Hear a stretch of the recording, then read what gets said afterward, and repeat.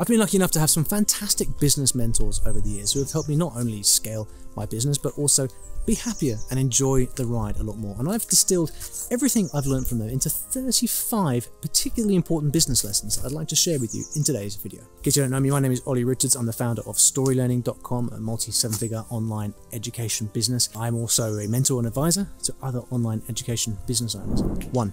Business goes in seasons. Just like life, decisions can look very, very different depending on what season you are in. So be alert to what season of business you're in and make sure that you're taking the appropriate decision for this stage of your business life. If you're sensitive to these seasons, you will make better decisions for the long term. 2. Alignment is a special word and a superpower. Just mindlessly chasing bigger numbers and more growth because that's what you're supposed to do is kind of immature and lazy. It's a difficult lesson to learn, but super important. Understanding what makes you aligned in life and taking appropriate business decisions to keep in alignment is the mature way to go about growing. I will say though that it is not easy, and it's a lesson that I have to continually learn myself. 3. Speed to implementation. I remember when I first met Russell Brunson, he suggested something I should do on one of my funnels, which he always does. I asked, hey man, when should I get this done by? And he said, well, if it were me, I'd have it done by tomorrow evening. And that stuck with me, and I realized that successful entrepreneurs don't hang around. When they find something that they know they need to do, they get it done fast. When you're a solopreneur, that means you jumping on the actions yourself, but also when you have a team, it's also about corralling the team so that they take quick actions towards the things that actually matter. Speed to implementation means you learn lessons faster, which means you grow faster too. 4. Money is 99% psychology, 1% reality. Most of us entrepreneurs come from places of scarcity where we didn't have much money. And that means that when money does come into your life, you have to redefine your relationship with it. Money is an asset. It's for deploying. It is not for hoarding. 5. Practice non-attachment. It is deadly to associate your sense of self-worth with outcomes in your business. What non-attachment means is defining the things that you want to go after, but not basing your entire sense of happiness or self-worth on whether or not you achieve those things. Creating a detachment between the two is crucial to actually being happy while you grow. 6. Mentors, mentors, mentors. All the most successful people have coaches and mentors themselves. What does that tell you? Well, I'll tell you what it tells me. You get your biggest ROI ever from education, but in particular from mentors. And that's why I always have mentors around me. 7. Lifestyle costs. Beware the cost of upgrading your lifestyle. The more that you increase your lifestyle expenses, whether that's expensive restaurants, cars, houses, rent, holidays, whatever it may be, the more you upgrade your lifestyle expenses, the more difficult you make it to actually enjoy the fruits of your labor from the business. Keep your lifestyle as modest as you can while feeling that you're living life to the full. 8. Enough. Know what enough is. There is such a thing as enough, and continually chasing more is not a smart way of doing things. If you can define what enough means to you, then it's going to make it a lot easier to live a happy life. It also has the nice side effect that business decisions themselves become a lot easier because you've defined what enough is for you. 9. Most people prefer a steady paycheck to the risk of owning a business. For entrepreneurs who start to hire people and think about compensation, roles, equity, things like that, you can often associate a feeling of guilt with you growing a business while other people remain on salaries. But most people prefer paychecks. Most people do not want the risk of salaries. So remember that, and it's going to help you to make more balanced hiring decisions. 10. You do not have to scale. If you pay attention to the media or Twitter or LinkedIn, then you're going to be surrounded by people who say, yeah, bro, you have to 10x your business, or how can you double your revenue this year? One of the most important things a mentor ever said to me was, Olly, why do you want to 10x your business? Why do you want to scale to 8 figures? And I realized I didn't have an answer, and it was purely ego talking. And when I defined what I actually wanted, what I really wanted, which was the ability to continue to grow my business while maintaining the lifestyle that I enjoy, everything became a lot easier. You do not have to 10x your business. 11. Never let 2 lawyers negotiate directly. Instead, ask them for the actual terms, the points that have to be discussed, figure it out yourself or directly with your own lawyer, and then send back the responses. If you let 2 lawyers negotiate between them, they will rack up bills that will make your eyes water and make you wish you'd never got into this business thing in the first place. 12. Fast and easy. If you are selling anything online or offering any kind of benefit, The main thing that people will want to pay money for is to be able to do that thing faster and easier. So remember that when constructing your offers. 13. This one drives people crazy. Don't use fancy email automation until you're making at least $1 million in revenue. Now, people don't like this because they get sucked into the idea of using all these fancy email tools because you've been told that they'll help you make more money. But in reality, what drives a successful business with lots of profit is the underlying offer and the people that you're helping. It's not the fancy email automations. You should be able to build a business to $1 million in revenue using nothing but traffic and an autoresponder. Now, on the flip side, once you're at $1 million in revenue, all this behavioral tagging and stuff, that can start to become very valuable because it could add marginal gains to an already large amount. But marginal gains on 10 grand is not all that much. 14, teaching people how to make money.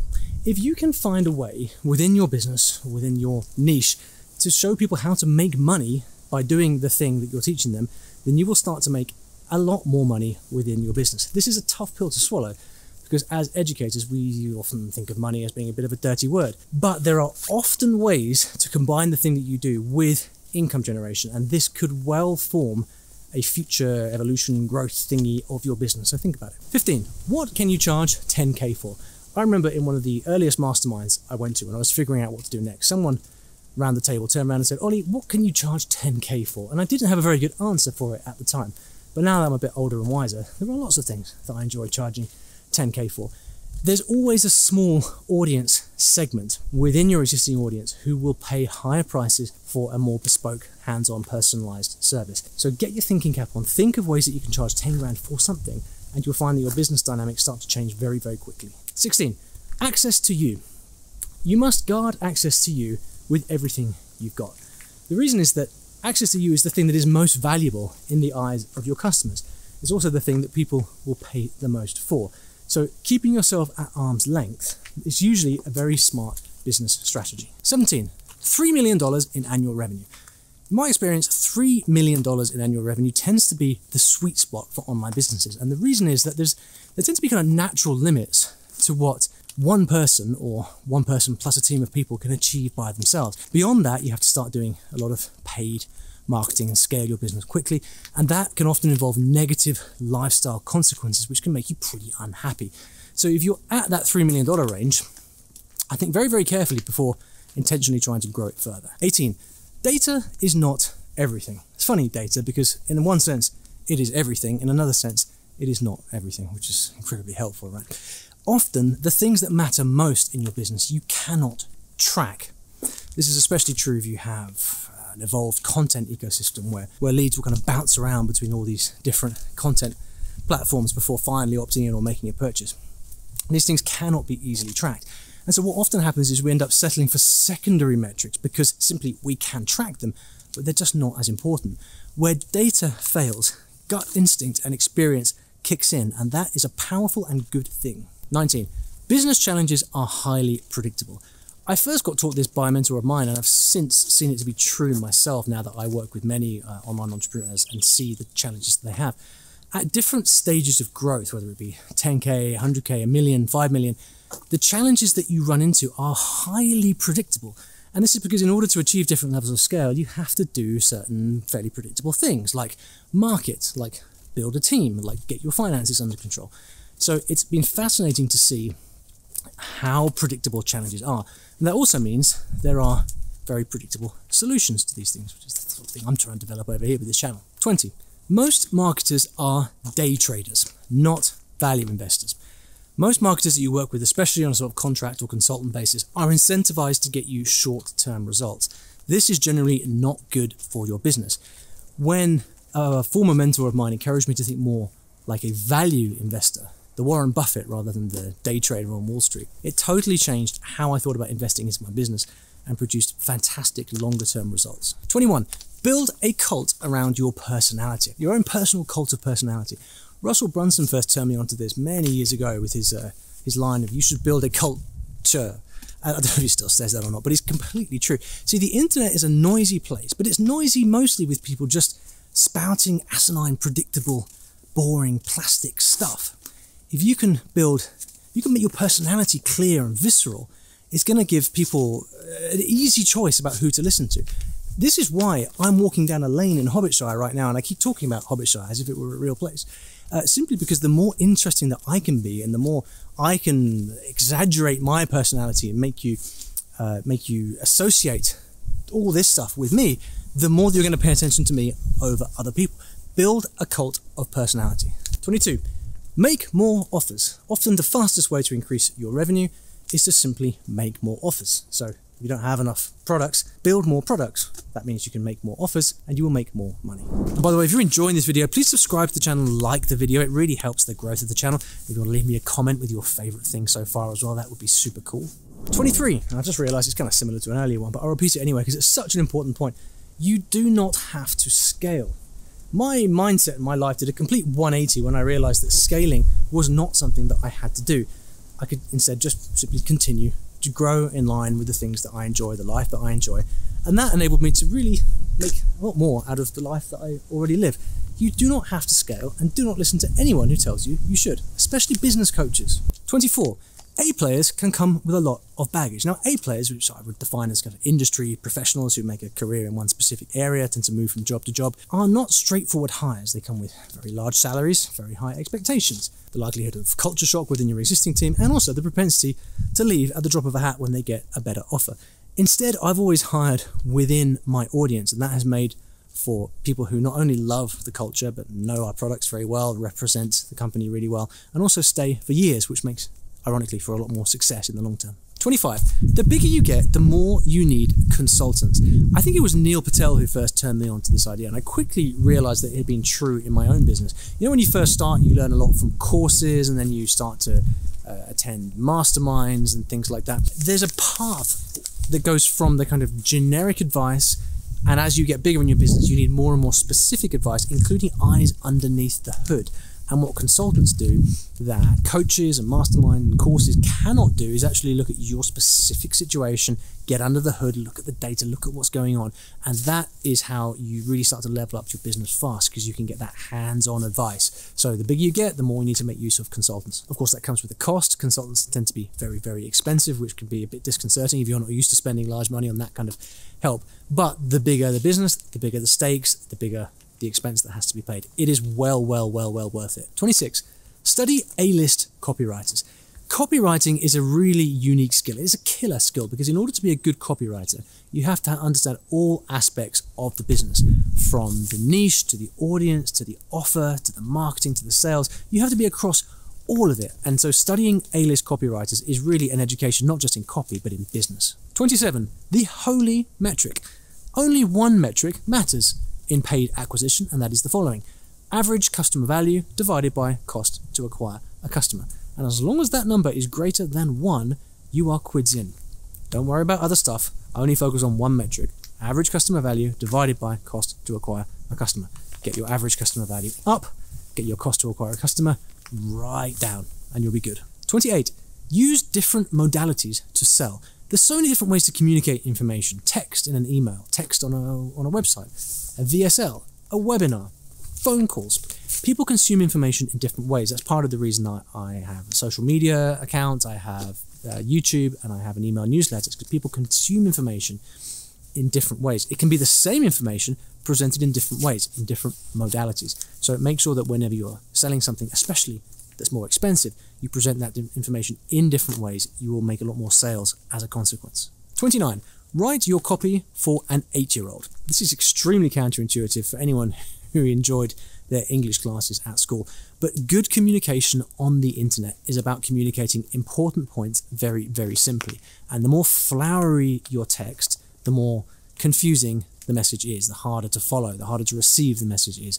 So whenever you're writing copy, imagine you're writing to an 8-year-old with simple words and short sentences, and you will see a huge uptake in your response. 30. Write your email sequences side by side. So on my big monitor, what I do is I open up 3, 4, 5 text files in kind of long columns, and those are like 5 emails in a sequence, and I write my emails like that, looking sequentially from the first one to the second one to the third one.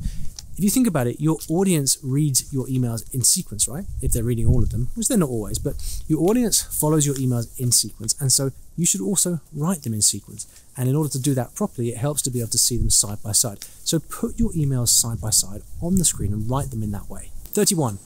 Relevancy is a superpower. It was Scott Alford who taught me the vital importance of relevancy. And what this means is taking every single piece of content that you make, whether it's a tweet, a Facebook ad, a newsletter, a YouTube video, and going the extra mile to make sure it is completely relevant to the specific needs of your precise avatar, so that you're presenting yourself as someone who is directly relevant to the person you're trying to connect with. That will improve the response of every single thing you do across the board.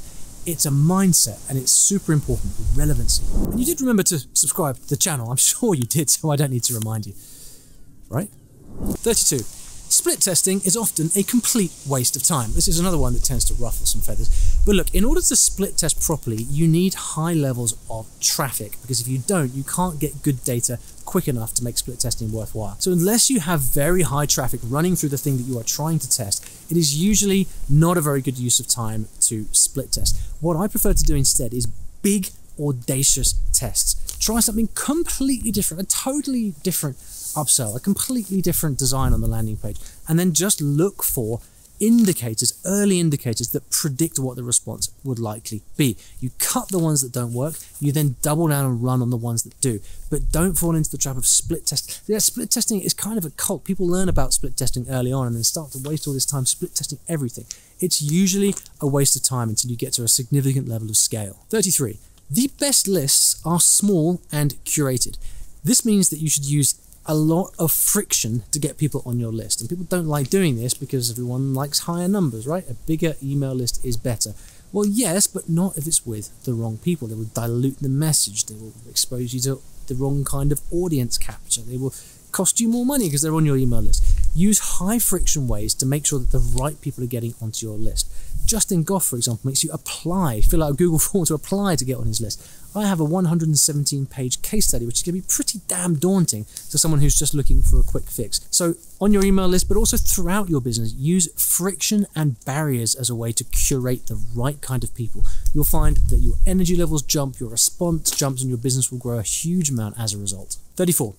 Teach through stories.